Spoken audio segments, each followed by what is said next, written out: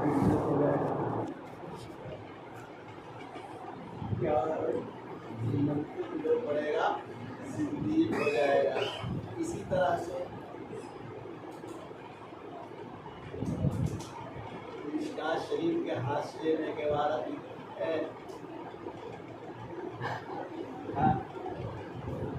یجوز الاستنجاء بعورات المنزل.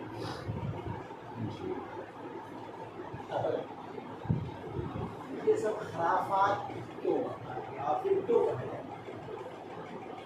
آج کل جو منطق پڑھایا تو اس کا اس کے علاوہ کچھ نہیں. منطق کی کتابیں تشخیص اذہان میں معاون ہے، مفید ہے، ممدد ہے. اس کے لیے تشخیص اذہان کے لیے، ذہن کو کھولنے کے لیے. اگر منطق کی منجلک عبارتوں کو طالب علم حل کرنے لگے تو دوسرے فنون کی مشکل عبارتوں کو بسہولت بآسانی حل کر سکتا ہے.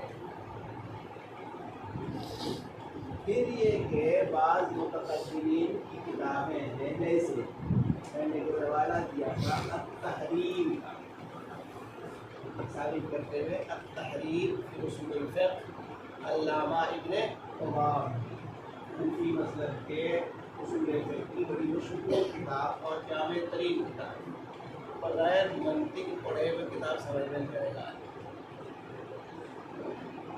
منطق پڑھے بغیر اسی طرح سے بہت سارے تفصیل وغیرہ کی کتابیں ایسی ہیں جس کو سمجھنے اور حل کرنے کے لیے منطقی اصطلاحات کا سمجھنا اور جاننا ضروری ہو جاتا ہے.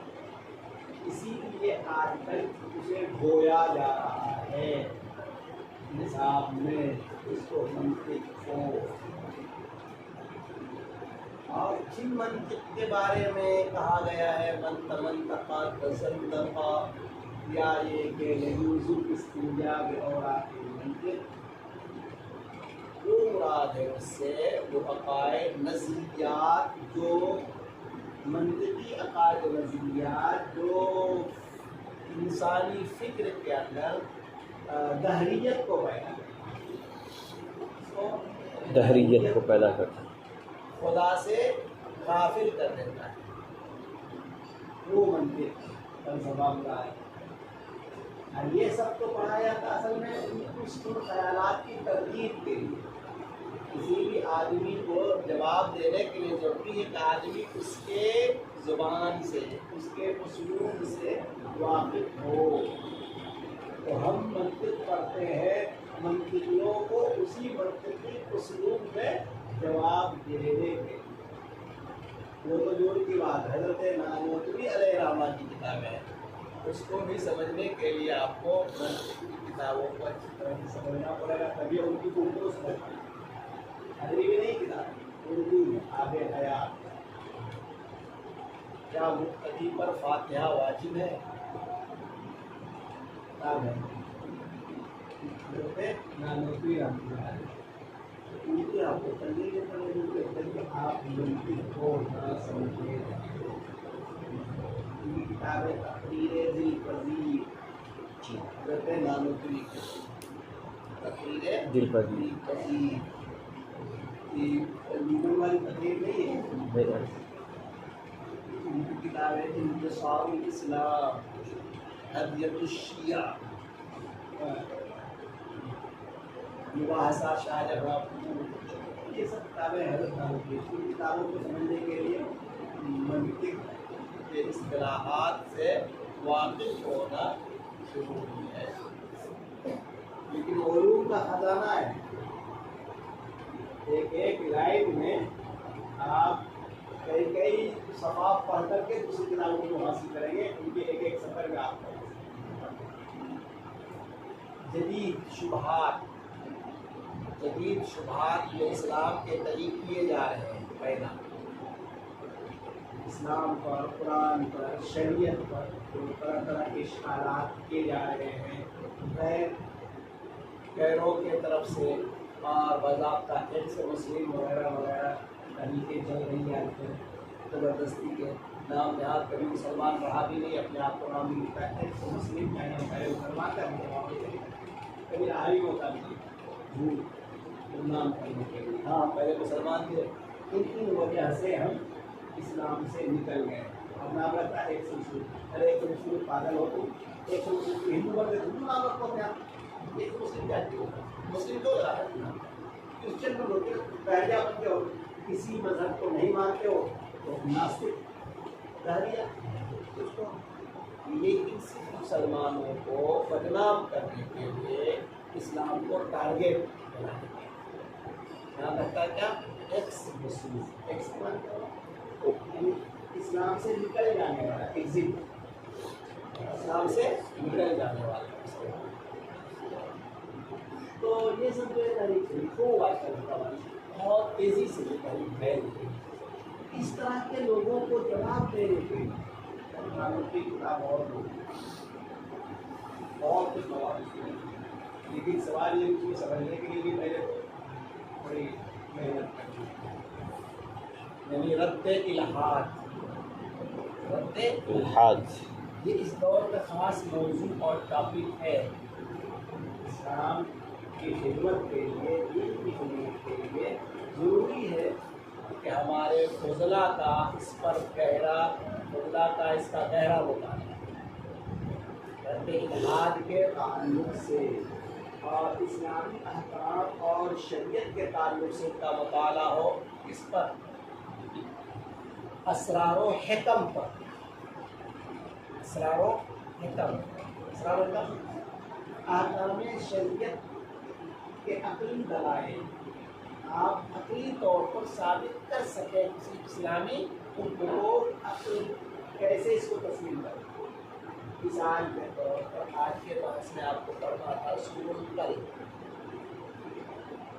سورۃ القلم کتے کا آپ کے بارے میں حدیث شریف میں ہے، اللہ کے نبی نے فرمایا کتا کسی بھی برتن میں منہ ڈال دے، اذا ولغ القلب فی اناء احدکم، ان میں سے کسی کے برتن میں کتا منہ ڈال دے اس کو 7 مرتبہ دھو، 8ویں بار میں مٹی سے رگڑ کر کے۔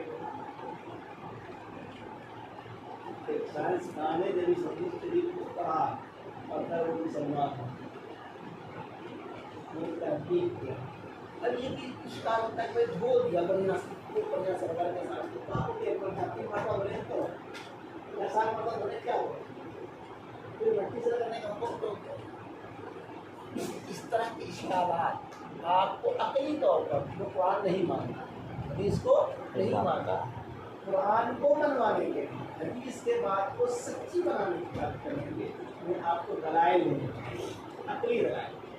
کوئی جب قرآن کو نہیں مانتا تو کیا آپ کو کہے گا اللہ کا حکم ہے، کیسے ماننے کا اللہ کا، یہی ہے نا، آپ کو اس کو عقلی طور پر ثابت کرنا پڑے گا۔ تو ایک سائنسدان نے کہا ان کے ذہن میں بھی خرافات آئے کہ کیسے اللہ محمد صلی اللہ علیہ وسلم نے یہ بات کیوں کر دی، انہوں نے ایک برتن میں پانی رکھا، کتا رکا، کھلایا پلایا، اس کے بعد دھویا، اس کے بعد آلات کے ذریعے چیک کیا تو پتہ چلا اس میں جراثیم موجود ہے، دھویا 3 مرتبہ، پھر جراثیم 7 مرتبہ دھویا، جراثیم آگے ہوتا مٹی سے جو دھویا پھر دیکھتا جراثیم سے آگے۔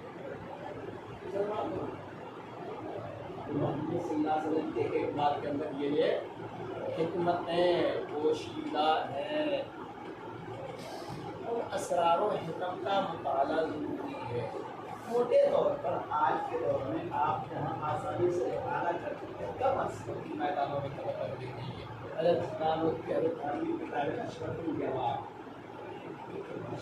الجواب آیت کے تعلق سے ان کے اشکالات کا آپ جواب دے سکتے ہیں۔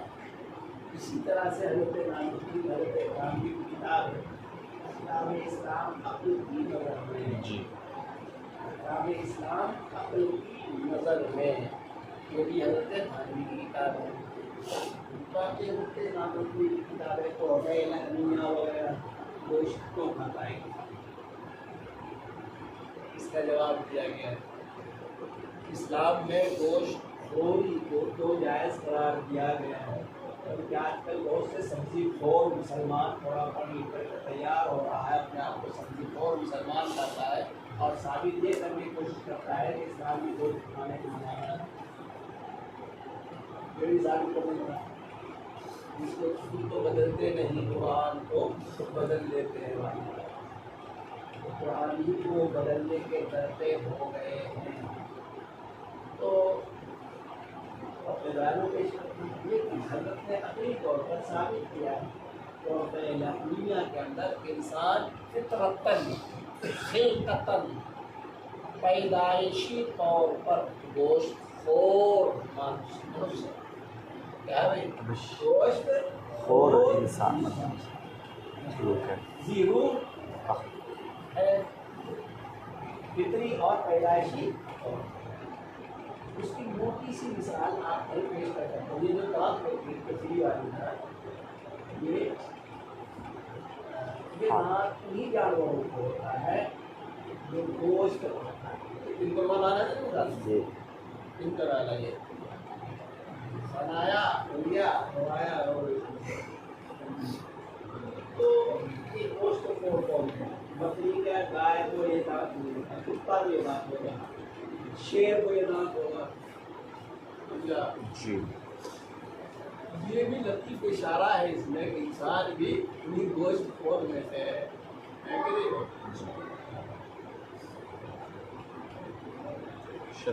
شرح تہذیب کافی ہے مولانا قاسم نانوتوی کی کتاب کو سمجھنے کے لیے۔ شرح تہذیب اگر صحیح سے پڑھ لیں آپ آپ مطالعہ کریے، آہستہ آہستہ سمجھ میں آ جائے گا، اس کی تفصیل کی گئی ہے، بعض لوگوں نے حاشیے وغیرہ شیخ الہند اکیڈمی کی طرف سے ان کتابوں میں حواشی وغیرہ لگائے گئے، آپ بار بار مطالعہ کریں گے تو سمجھ میں آئے گا۔